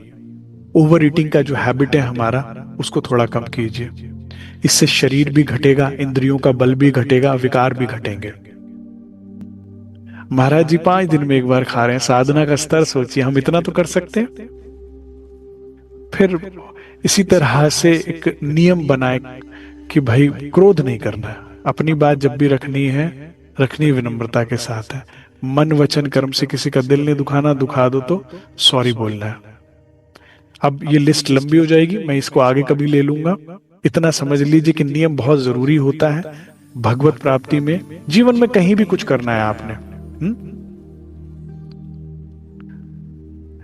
कह रहे हैं दयालु, नियम टूट जाएगा हमारा अगर हम ये आहार ले लेंगे तो, और फिर बड़ी कष्ट आएगा। आज तो आप प्रसाद दे रहे हैं, कल को कौन खाने खिलाने आएगा? ठीक है ना। माया तुम्हें तुम्हारी जरूरतों की वजह से गुलाम बनाए, उससे पहले माया की जरूरतें कम कर दो। सुंदर साथ जी, ये एकमात्र तरीका है इससे आजाद होने का। खुद डिसइंटरेस्टेड हो जाओ। इसकी गुलामी से छूटने का सबसे असरदार उपाय है ये, कि अपनी ये जरूरतों की तुम्हें आदी बनाए और उसकी वजह से तुम्हें अपनी गुलामी कराए कि ये चीज अब इसके बिना तेरे से रहा नहीं जाएगा, कर मेरी गुलामी। इससे पहले ही जरूरतें कम कर दो। नहीं नहीं ऐसा नहीं, ऐसे चलेगा, ऐसे नहीं ऐसे चलेगा, इतने से ही काम चलाऊंगा। अपनी जरूरतें अब 5 दिन में खाना उनका ये कोई शौक नहीं है, ये उनकी मजबूरी है कि भाई रोज रोज कहां जाएं, किससे भिक्षा मांगे, पहाड़ पर हिमालय पर बैठे हैं। तो नियम बना लो, नियम बना लो, तो अब काम बढ़िया से चल रहा है, तो सुगम जीवन हो जाएगा। सुंदर साथ जी, अगर हम अपनी जरूरतों को थोड़ा समेट कर चलो, जितना तुम कर लोगे ना, महाराज जी जितना ना कर पाओ वो 100 है, तो तुम कम से कम अगर 50 भी कर लोगे ना, तो भी जीवन में आप देखो एक स्वतंत्रता महसूस करोगे। ये शरीर तो सड़ रहा है, गल रहा है, बूढ़ा हो रहा है, रोगी हो रहा है, मरेगा ये तो सड़ गल के, लेकिन हम शरीर थोड़ी, हम तो आत्मा है। अगर तू नहीं मिला तो जन्म और फेरा बेकार हो गया। ये बहुत छोटी बातें हैं, जरूरतें, ये सब, इस सब की जरूरत, समझ रहे हैं आप मेरी बात? आत्मा की जरूरत कुछ और है, उस पर ध्यान दीजिए। शरीर की जरूरत तो पीछे पीछे दौड़ती दौड़ती आती है। महाराज जी कहते हैं हमने कभी देखा नहीं पीछे मुड़कर माया को, माया ही पीछे दौड़ती दौड़ती आती थी, क्या सेवा करूं? कहते हमें कुछ नहीं चाहिए, सुंदर साथ का ये कर दो, सब करती जाती है माया। सेविका है आपकी, वापस से जगह पर आ जाएगी अगर तुम अपनी जगह पर आ गए तो। धनी चरणों में तुम अपनी जगह पर आओ, माया अपनी जगह पर आ जाएगी, तुम्हारे सर पर नाच रही है क्योंकि तुम अपनी जगह छोड़े बैठे हो।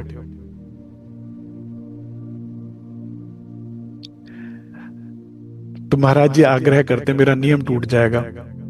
दिव्य शक्ति ने बाध्य किया हमको प्रसाद ले लेने को। खैर उसने फिर भी हाथ मरोड़ा, नहीं ले तो ले, अच्छा। तो महाराज जी ने पात्र में ले लिया, खाया नहीं। हाथ पात्र तो था ही शिव के, झुके प्रसाद देने को। तो महाराज जी ने पात्र कर दिया, हाथ में था ही, और शिव जी ने दे दिया। सांत्वनाएं देते हुए बोले घबराने की बात नहीं। अब ये दिव्य पुरुष बोल रहे हैं, भगवान शिव नहीं बोल रहे, उन्होंने तो सिर्फ दे दिया, क्योंकि समझ में आ गया कि सामने महाराज जी को कुछ चाहिए ही नहीं, और जो चाहिए वो शिव जी के पास है नहीं। आत्मा को पता हो ना पता हो, खोज उसकी जो है वो उसको भी पता है और शिव जी को भी पता है, इसलिए दोनों मौन खड़े हैं। ये दिव्य पुरुष ही तंग कर रहे हैं बीच में, ठीक है, दोनों को पता है इसलिए दोनों कुछ नहीं बोल रहे। तो ये दिव्य पुरुष क्या कहते हैं, सांत्वना दे रहे हैं, जैसे है कह रहे कोई बोल बात नहीं, घबराने की बात नहीं, कठिन प्रतिज्ञा कर ली तुमने, पर ठहरो एक मास यही। कह रहे तुम्हारी प्रतिज्ञा बड़ी कठिन है, 5वें दिन खाओगे, अब ये प्रसाद बेकार हो जाएगा, कोई नहीं, 1 माह तुम यहाँ रुको। शिव जी ठहरा करते हैं इस 1 मास सावन सावन, सावन सावन शिव जी यहाँ ठहरते हैं, दोबारा आएंगे, प्रसाद भी देंगे, कल्याण भी कर देंगे तुम्हारे। समाधान हो सकता है तब, भक्त आपको है प्रण का, जो है ये प्रण, आपका प्रण तब टूटेगा भी नहीं, और 5वें दिन भगवान शिव आएंगे, आपको प्रसाद दे देंगे। कहती हो गए अलक्षित, यहां ना कोई था जैसे, सब एकदम गायब। अब ये दिव्य पुरुष को भी नहीं पता ना कि शिव जी दर्शन देने आए हैं कि लेने आए हैं, कल्याण करने आए हैं कि करवाने आए हैं। संसार बहुत अज्ञानी है सुंदर साथ जी, हम बड़े भाग्यशाली हैं कि ब्रह्म ज्ञान मिला, नहीं तो किसी से पूछो भाई शिव जी ध्यान में बैठते वे किसका ध्यान करते हैं, कह रहे वो तो भगवान विष्णु का ध्यान करते हैं। फिर किसी ने पूछा, अच्छा अगर वे भगवान विष्णु का ध्यान करते हैं तो राम अवतार में भगवान विष्णु क्यों कह रहे हैं कि शिव मेरे इष्ट हैं? कह रहे हाँ वो उनका ध्यान करते हैं। अच्छा, वो उनका ध्यान कर रहे हैं, वो उनका ध्यान कर रहे हैं, वो उनके चरण पकड़ रहे हैं, वो उनके चरण पकड़ रहे हैं। ज्ञान नहीं तो कुछ भी कह दो। पढ़ो ना, देवी भागवत देवी पुराण में भगवान विष्णु कह रहे हैं मैं किनका ध्यान करता हूँ, उस पार ब्रह्म का। कह रहे हैं भगवान शिव उमा जी को महेश्वर तंत्र में मैं किनका ध्यान करता हूँ। ब्रह्मा जी कह तो रहे हैं श्रीमद् भागवत में कि हे नारद, मैं और मेरे पुत्र सनकादिक भी उस पार ब्रह्म के बारे में नहीं जानते। और मैं तो छोड़ो, भगवान शिव देवों में देव वे भी नहीं जानते। इस सृष्टि के रचयिता उनकी महामाया से ऊपर कोई ऊपर नहीं उठ पाया। तो इतनी ये सुंदर लीला हुई और लीला होने के बाद सब लीन हो गए। देखो सच्चे मन से चलने पर इतने रास्ते में, अभी मेरे ख्याल से 19-20 साल के हुए महाराज जी, 3 साल बाद तो लौट ही जाते हैं, पहली जर्नी समाप्त होती है। और इतने में कितनी कितनी अचीवमेंट होती है अगर आपके हृदय में सत्यता है तो। और लेके तुम सत्य, तुम अंदर ईमानदारी नहीं है तुम्हारी, और 10 साल 20 साल 50 हो गए संप्रदाय में कहीं के कहीं नहीं पहुंचे, क्योंकि ईमानदार नहीं हो तुम। ढोंगियों के साथ ढोंग सीख लिया, मुंह पे कुछ और हृदय में कुछ। ऊपर राज्य चाहिए, अंदर माया चाहिए, काम कभी बना ही नहीं। इससे अच्छे वो लोग हैं जो कहते हैं ईमानदारी से कहते हैं माया चाहिए, उनका फिर कुछ हो सकता है, क्योंकि उनको जो चाहिए वो दे दिया, खा पी के समझ जाएंगे अरे इसमें तो कुछ भी नहीं है। तुम्हें कहां लेकर जाए जो मुंह पे माया, मुंह पे राज्य और अंदर माया, किसकी सुने? फिर जब तुम्हें माया नहीं नहीं ये तो नहीं चाहिए, तो मैं तो राज्य चाहिए था, ये मांग रहे हो, तेरे मन की पता है। फिर वही होता, ना खुदा मिला ना मिसाले सनम, ना यहाँ करे ना वहां करे। ईमानदार हो जाओ, राज्य चाहिए तो राज्य चाहिए, माया चाहिए तो माया चाहिए, उन्हीं का कुछ भला हो सकता है। सुंदर साथ जी, जब तुम माया भोगते हो तो राज्य की कामना करते हो, जब राज्य में होते हो तो तुम माया की कामना करते हो। वहां का इसलिए कहीं कुछ, एक बार कोई व्यक्ति बड़ी समझदारी और विवेक के साथ माया को भोग लेना तो दोबारा कभी नहीं चखेगा इसको, थू थू करेगा हर बार देख के।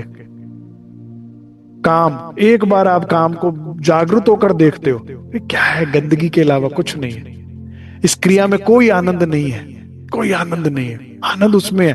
कंपैरिजन करके देखोगे आप ध्यान भजन में और इसमें, कहोगे क्या है ये। क्रोध करके देखो, क्या उस वक्त तुम्हें कोई आनंद आ रहा है?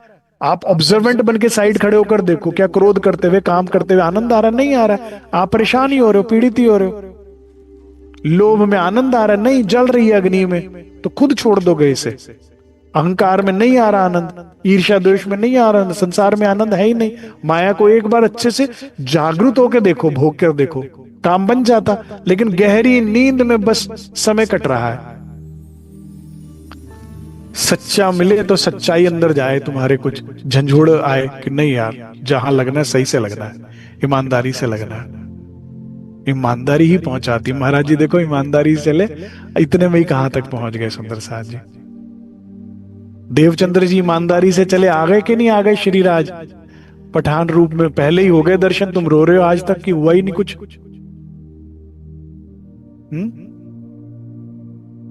हम लोग जब वाणी चर्चनी की बात शुरू करते हैं ना, परम संसार समाज में हमने जब शुरू करी है बात, जब कोई पहले तो करता ही नहीं था इस विषय पे बात, हमने जब शुरू करी इस बात को करना, तो बड़े सुंदर साथ कुछ बड़े भोले से थे और ईमानदारी से कहते, करे आप कहते हो परम धाम दिखता है, वाणी के हिसाब से भी प्रमाण दे रहे हो, अभी तक के भी तो अब थोड़ा समझ में भी आ रहा है, दिखता है, लेकिन हमें तो 50 साल हो गए अभी तक कुछ नहीं दिखा। 60 साल की उम्र होगी, कुछ भी नहीं दिखा। क्या हम परम धाम के नहीं है? नहीं हो, ईमानदार नहीं हुए अभी तक। जैसे महाराज जी, नहीं तो चलते ही राज्य के दर्शन हो रहे हैं, चलते ही। और कुछ समय और आगे बढ़ते हैं तो भगवान कृष्ण की वो लीला होती है जिससे और मनोबल बढ़ जाता है कि तुम्हें इनकी पहचान नहीं है, ये कौन है, इनके तो हम एहसान नहीं सह सकते, ना सेवा सह सकते। तो एकदम चीजें होती हैं। और फिर 24-25 की आयु में योग माया तक ध्यान पहुंच गया, ब्रजलीला के दर्शन किए देवचंद्र जी ने। श्री महाराज ने भी 30 वर्ष की आयु में तो इच्छा करी कि तुम देखो मैं क्यों ना देखूं, और अपना आपा देखा कि नहीं है? देखा 3 वर्ष में परम धाम और अपना आपा के दर्शन हुए कि नहीं? ईमानदारी, ईमानदारी, ढोंगबाजी से कुछ नहीं। मुंह पे कुछ, मन में कुछ, उससे कुछ नहीं होगा। ईमानदार कुछ हो जाओ, बहुत नहीं, थोड़े थोड़े ईमानदार होते जाओ।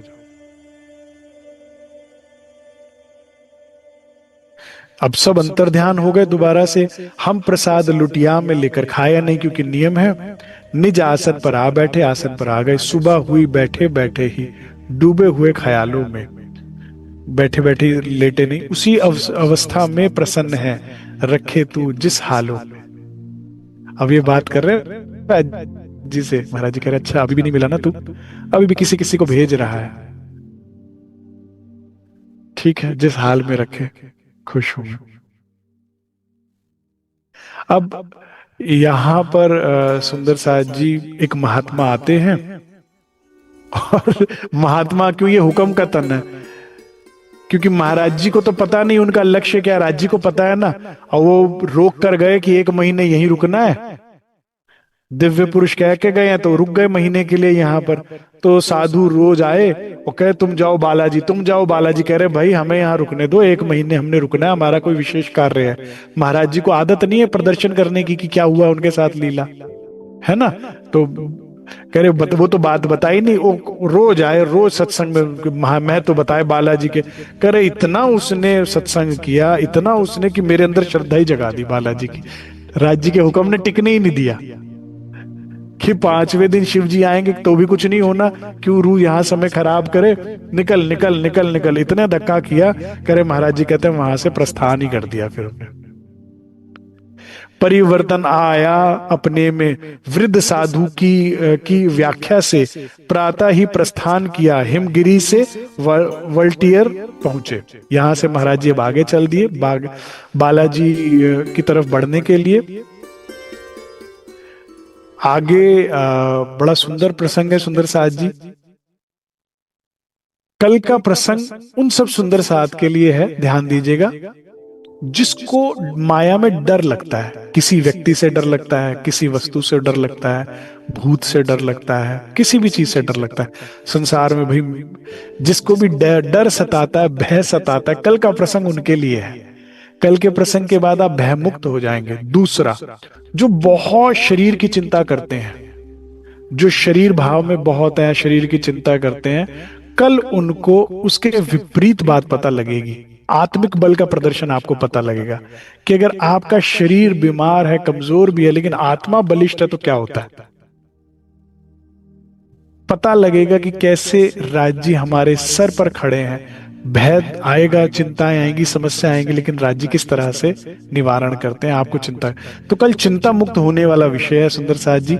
कल सभी सुंदर साथ से प्रार्थना है समय से पधारे और कल इस विषय का लाभ लें। बोलो श्री प्राणनाथ प्यारे की जय, बोलो श्री सद्गुरु महाराज की जय।